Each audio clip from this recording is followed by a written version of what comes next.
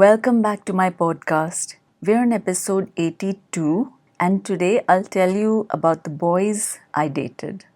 By the time I was in university, I felt like I was living my best life with a future full of promise ahead of me. Now that I was conducting tuitions, I had some money of my own. I had tried to also do a job in Ghatkopar as a photography shop front office person and had interviewed and gotten selected.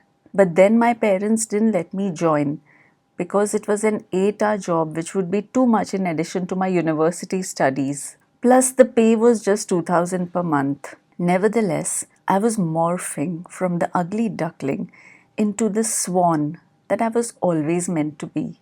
At Mullen College of Commerce, Molly got reacquainted with a girl in her batch who used to be at Udyachal school before her dad left the job to go abroad. Hema and her brother were left with their Nana Nani, which is maternal grandparents, while their parents went abroad. Molly met Hema and they made another friend, Lavina. One of the boys in their batch was Anuj, who became Molly's first boyfriend. Other boys in the group were Badal, the son of a builder, Yash, a Shetty whose parents had come to Bombay for a better life, and a few others. Munna was a person who always hung out with this crowd, but I don't think he was a student at all. Just like Ruby, Molly would confide in me and tell me all about her day almost every day. We couldn't confide in our parents, so we had each other. I had taken efforts and gone out of my way to be kind to Molly and accept her when others wouldn't, and to understand her when others wouldn't.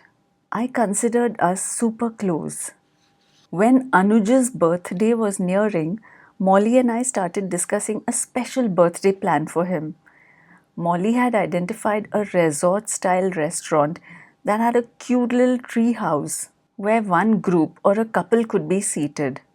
Molly decided to book that treehouse for the day and told me she would spend some time with Anuj at college and then bring him to this restaurant. Meanwhile, I would buy lots of fresh flowers and other decorations and decorate the little treehouse for them. They would then have lunch there before going on to other activities. This was a surprise. The three of us, Ruby, Molly, and I, were very big on planning creative surprises for the people in our lives. We loved nothing more than to delight the recipient of the surprise with all the thoughtful gestures or gifts that we had put months, weeks, or days into planning. Accordingly, I went to the flower shop in the morning and bought different types of flowers, selecting them carefully. Then I went ahead and bought other decorations for the tree house. I took a train and arrived at Mulund. Molly and Anuj were already supposed to be at the resort, and she said they would walk around and she would keep him occupied until I got things set up. I started decorating the tree house, but Molly called up at the restaurant, and when I took the call, she said they had already left because Anuj was not feeling well or something on those lines. I was very confused and hurt. If they were already there, then it was just a matter of a few more minutes, and she could have easily executed the surprise. She'd made me spend all of this, and if she didn't want to do it, she could have just told me, a little earlier. Anyway, they had left, and Molly was very dismissive about the whole thing. So that was the end of that, and I felt kind of slighted. I felt like this was a little unfair to me. I was left there with the decorations and just confused. Molly would frequently participate in fashion shows such as intercollege competitions. At such times, she'd invite me to support them in different ways. Sometimes comparing for them, sometimes helping them get ready.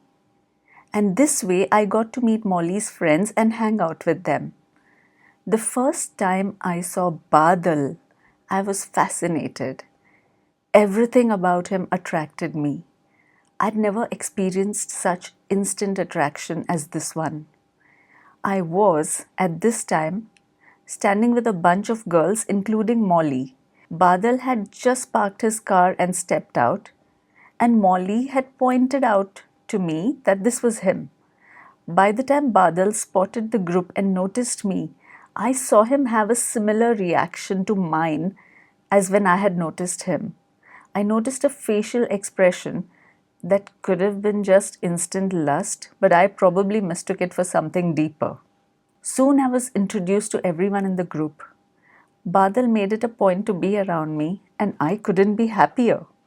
We all decided to go to a nightclub, but since all the girls were from very conservative and traditional middle class households, we decided to attend a 3 to 6 p.m. session. At this point, I was 20 and had never been to a nightclub ever. Sometime before this, I'd gotten a knee length denim skirt stitched at Bandra. Up until this point, I never had a denim skirt, and Ruby had one, so I thought I could get one. As I had been getting my more stylish wardrobe, I had gotten my first pair of Levi's. Until then, we'd gotten some cheaper pants. My first one was a corduroy, and the second one was bought at Fashion Street, but a little ill-fitting and poking into the crotch, so very uncomfortable. So the Levi's was my first actual branded denim trousers, but even then they did not sell them for different body types, and we had to tuck large amounts in at the waist so that they would fit well. Nevertheless, they were my best looking pair of jeans. So I was getting this knee-length denim skirt stitched to add to my lovely wardrobe. Whilst the skirt was still at the tailor's, Molly convinced me to change the length to mid-thigh. I got a lot of anxiety about this, and I was like, are you sure? Should I do it?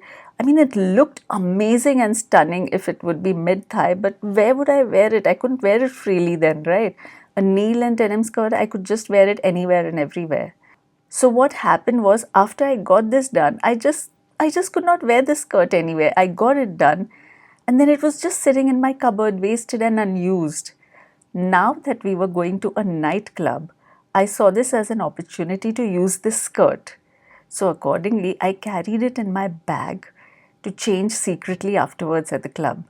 So I changed the skirt at Molly's college. In the car, I sat next to Badal while he drove. He grazed my thigh with his hand while changing gears, and I got happy thinking this was an affirmation of him reciprocating my feelings. But at the nightclub, Badal refused to dance. I went up to him and invited him to dance, and he said he just doesn't dance, like he was absolutely sure he wouldn't dance. I, on the other hand, was super enthusiastic about dancing and felt the whole point of going to the nightclub was to dance. Yash asked me to dance with him, and I agreed. I just wanted to dance. On the dance floor, Yash tried to close dance with me, like a ballroom dancing kind of posture. I had noticed that Yash was extremely good looking. He was gorgeous. In my mind, I had said to myself, he looked like a Punjabi. Because in India, Punjabis are the best looking people, in my opinion. In spite of his looks and his obvious interest in me, I had mostly tuned him out because 1, I had noticed Badal, and 2, because Yash spoke in a kind of garbled way. At first, I thought I was the only one who could not understand what he was saying due to my hearing problem. But then I found out that even others had difficulty understanding what he was saying. He was even more mumbly than Ruby and mostly sounded muffled. And with me already having a complex about my hearing, I knew that it would be a stumbling block if I were to communicate with Yash. But Yash, blissfully unaware of both these factors, wanted to attract me. I don't think he had any good advisors, if at all any.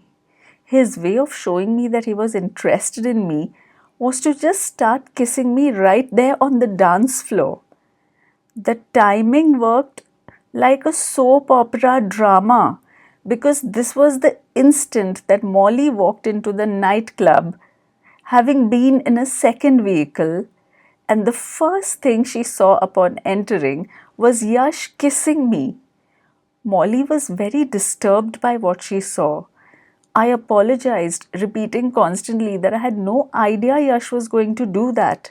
But nonetheless, Molly said that I had ruined the outing for her. I felt my anxiety rising. Years later, I wondered if it was the shock of seeing Yash kissing me that had upset Molly, or if there was something more to it.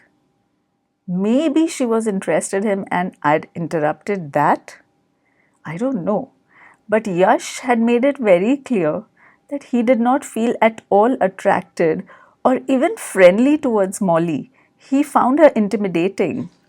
So that was a one-way street, if at all there was anything over there. As far as Yash was concerned, he had never been interested in any girl up to this point. Not only was he not into Molly, he had even told me about another girl from Godrej Hillside, Kavita, who was studying at MCC and had made several advances on him. He told me about how he had avoided her after that. So when I met Yash, he was untouched, pristine, and completely unfamiliar with how to navigate the world of attraction and dating. Badal, on the other hand, was a different story. I don't know if he had actually dated girls or even had a relationship. But Molly told me about how, since he belonged to a builder family, they entertained their business associates by taking them to professional women, which meant that Badal had experience in that department.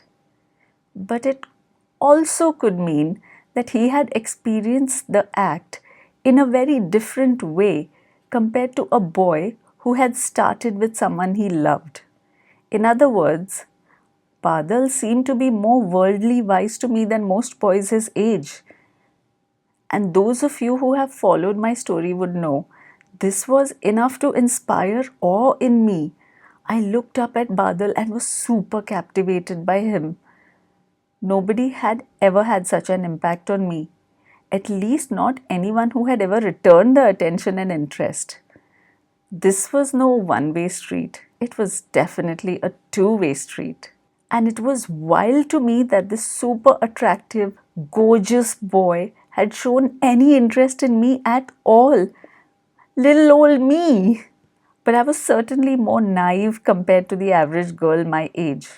I mistook his attraction for a reciprocation of loving feelings. From the first time I fell in love, I would go all in, fully invested, completely disarmed and vulnerable, presenting my jugular, willing to give my all and to love with my heart and soul. This was obviously not a priority for the guy in question, but I didn't know it then. Badal asked me out and I was super happy to accept. The date that followed was super bizarre and something out of a poorly written soap opera episode. I'll tell you more about it next time. Till then, stay happy, stay healthy. Bye for now.